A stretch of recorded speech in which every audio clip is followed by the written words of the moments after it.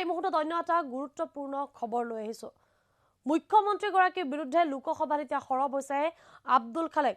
সাংসদগৰাকীয়ে বহু গুৰুতৰ অভিযোগ উত্থাপন হৈছে। তেওঁৰ মুখত গৰুখুটিৰ উচ্ছেদৰ প্ৰসংগ শুনিবলৈ পোৱা গৈছে। মুখ্যমন্ত্ৰী হিমন্ত বিশ্ব শৰ্মাই মুছলমান বিৰোধী মন্তব্য আগবঢ়োৱা বুলিও অভিযোগ উত্থাপন কৰিছে আব্দুল খালেকে। এই মুহূৰ্তত এই গুৰুত্বপূৰ্ণ খবৰ আমি জনাই আছো ঈশানীত দৰ্শকসকলক। মুখ্যমন্ত্ৰী হিমন্ত বিশ্ব শৰ্মাৰ বিৰুদ্ধে লোকসভাত সৰব হৈছে আব্দুল খালেক। সাংসদ আব্দুল খালেকৰ মুখত গৰুখুটিৰ উচ্ছেদৰ প্ৰসংগ শুনিবলৈ পোৱা গৈছে পুনৰ। মুখ্যমন্ত্ৰীৰ বিৰুদ্ধে মুছলমান বিৰোধী মন্তব্য দিয়াৰ অভিযোগ। গৰুখুটি উচ্ছেদৰ সময়ত দুজন নিৰীহই প্ৰাণ হেৰুৱালে বুলি মন্তব্য। মৃত শৰীৰৰ ওপৰত নৃত্য কৰা এয়া কি সংস্কৃতি বুলি প্ৰশ্ন উত্থাপন। কিয় আজিলৈকে ন্যায় নাপালে গৰুখুটিৰ নিহত পৰিয়ালে? মুখ্যমন্ত্ৰীৰ বিৰুদ্ধে দিয়া গোচৰ ৰুজু নোহোৱাৰ কথাও উল্লেখ কৰিছে সাংসদগৰাকীয়ে। কেন্দ্ৰত বিজেপি চৰকাৰ।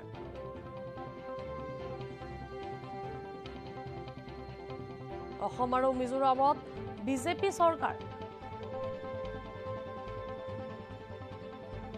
আৰু ইয়াৰ পিছতো কিয় অসম মিজোৰামৰ সংঘাত? এনেদৰে কিছু প্ৰশ্ন উত্থাপন কৰিছে। অসম মিজোৰাম সংঘাতক লৈ চৰকাৰে একো নকৰা বুলি অভিযোগ উত্থাপন কৰিছে আব্দুল খালেকে। আৰু কা আন্দোলনত মৃত্যু হোৱা লোকৰ পৰিয়ালে নাপালে এই পৰ্যন্ত ক্ষতিপূৰণ, এনেদৰে অভিযোগ উত্থাপন কৰিছে। কৃষি আইনৰ দৰে কাও বাতিল কৰিব লাগে বুলি তেওঁ এই দাবী উত্থাপন কৰিছে। হৰিদ্বাৰত মুছলমানক গণহত্যাৰ আহ্বান জনোৱা হল, মনে মনে থাকিল কেন্দ্ৰ। কেনেকৈ দেশৰ জনসাধাৰণে এই চৰকাৰক বিশ্বাস কৰিব? কিছু প্ৰশ্ন উত্থাপন কৰিছে, কিছু দাবী, কিছু অভিযোগ, প্ৰতি অভিযোগ উত্থাপন কৰিছে। এতিয়া লোকসভাত সৰব হৈছে মুখ্যমন্ত্ৰী ডক্টৰ হিমন্ত বিশ্ব শৰ্মাৰ বিৰুদ্ধে আব্দুল খালেক সৰব হোৱা পৰিলক্ষিত হৈছে। সাংসদ আব্দুল খালেকৰ মুখত গৰুখুটি উচ্ছেদৰ প্ৰসংগ উত্থাপন হৈছে। মুখ্যমন্ত্ৰীৰ বিৰুদ্ধে মুছলমান বিৰোধী মন্তব্য দিয়াৰ অভিযোগ। কেৱল গৰুখুটি প্ৰসংগ বা মুছলমান বিৰোধী মন্তব্যই নহয়, অসম মিজোৰাম বা সীমা বিবাদক লৈ যি পৰিস্থিতি অব্যাহত আছে অসমত, সেই পৰিস্থিতি সন্দৰ্ভতো দেখিবলৈ পোৱা গৈছে এই কথা। তেওঁ কিছু প্ৰশ্ন উত্থাপন কৰিছে। গৰুখুটিত যি ভয়ংকৰ পৰিৱেশ সৃষ্টি হৈছিল উচ্ছেদৰ সময়ত, সেই উচ্ছেদক লৈও এতিয়া প্ৰশ্ন উত্থাপন হৈছে। কা আন্দোলনক লৈও বিভিন্ন প্ৰশ্ন উত্থাপন হৈছে। গৰুখুটি উচ্ছেদৰ সময়ত যি লোকৰ মৃত্যু হৈছিল, সেই মৃত লোকৰ পৰিয়ালে এতিয়াও ন্যায় নাপালে বুলি তেওঁ এনেধৰণৰ প্ৰশ্ন উত্থাপন কৰিছে। কা আন্দোলনৰ সময়ত যিসকল লোক শ্বহীদ হৈছিল, সেই পৰিয়ালেও এই পৰ্যন্ত কোনো ন্যায় নাপালে বুলি প্ৰশ্ন উত্থাপন। অসম মিজোৰাম সীমান্তত এই দুয়োখন ৰাজ্যতে বিজেপি চৰকাৰ, কিন্তু তাৰ পাছতো কিয় দুয়োখন ৰাজ্যৰ মাজত সীমা বিবাদ হৈছে, সংঘাত হৈছে? এনেদৰে কিছু প্ৰশ্ন উত্থাপন কৰিছে লোকসভাত সাংসদ আব্দুল খালেকে। মুখ্যমন্ত্ৰীগৰাকীক কিছু কথাত উভতি ধৰিছে, কিছু অভিযোগ উত্থাপন কৰিছে। ৰাজ্যৰ মুখ্যমন্ত্ৰীগৰাকীয়ে লোকসভাত এতিয়া সৰব হোৱা পৰিলক্ষিত হৈছে।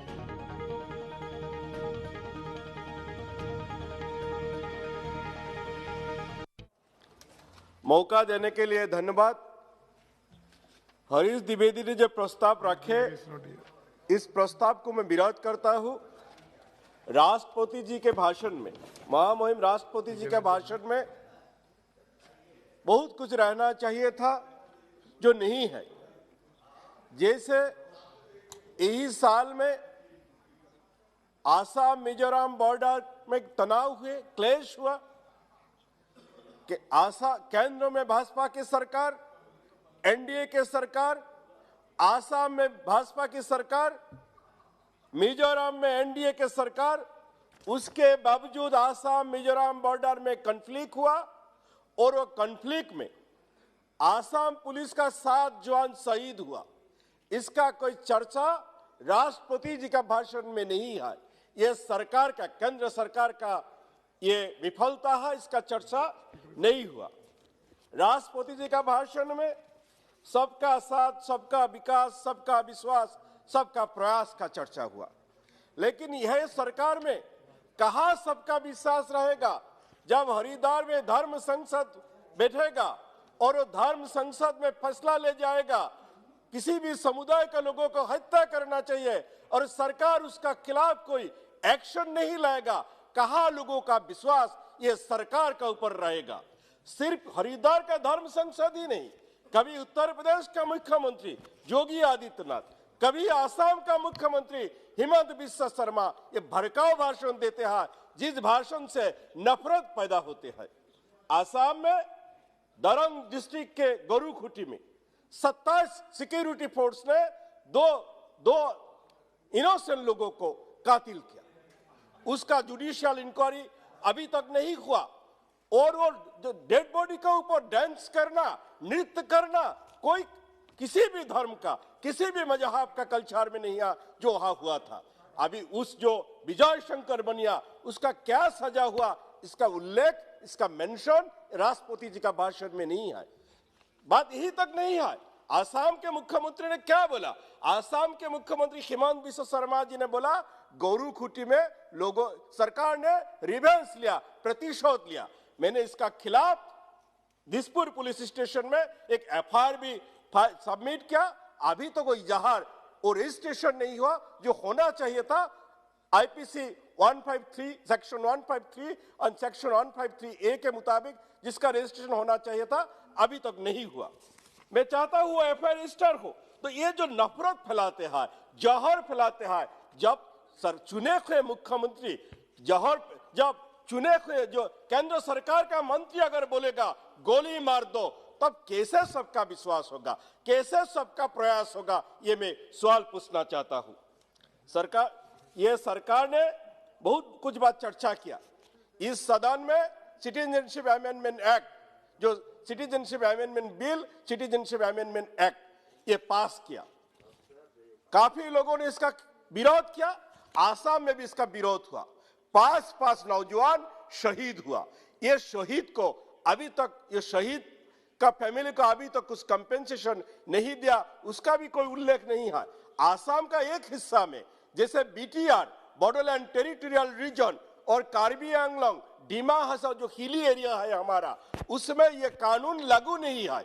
अगर ये कानून अच्छे है तो ये जो बीटीआर और कार्बी आंगलोंग डिमा हसाओ में क्यों ये कानून लागू नहीं है, बाकी हिस्सा में क्यों लागू है?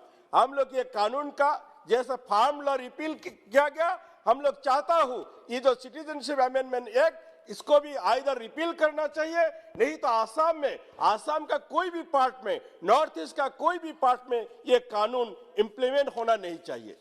केंद्र सरकार ने, होम मिनिस्टर ने जो आसाम एकॉर्ड, जो राजीव जी जब प्रधानमंत्री रहे जो एकॉर्ड हुआ था, उस एकॉर्ड में जो था केंद्र सरकार ने एक कमिटी बनाया था, ये मिनिस्ट्री ऑफ होम मिनिस्ट्री ने एक कमिटी बनाया था। वो कमिटी का रिपोर्ट सबमिट किया। अभी तक वो कमिटी का रिपोर्ट केंद्र सरकार ने एक्सेप्ट नहीं किया, राज्य सरकार ने लिया, लेकिन अभी तक वो रिपोर्ट का क्या हुआ किसी को नहीं पता। सिर्फ यही नहीं, ये एस्पायरेशनल डिस्ट्रिक्ट बारपेटा, मेरा क्षेत्र, मेरा डिस्ट्रिक्ट बारपेटा, वो भी एस्पायरेशनल डिस्ट्रिक्ट है, लेकिन क्या काम हुआ कुछ नहीं पता। एमपीज को साथ भी कुछ बात नहीं करता। ये करना चाहिए। ये आसाम की जो 6 समुदाय, 6 कम्युनिटी, इसको एसटी करने का बात था। सरकार ने कई दफा बोला, अभी तक कुछ नहीं किया। इसको जो धोखा, कितना दिन ये धोखा देगा ये भी मैं जानना चाहता हूं।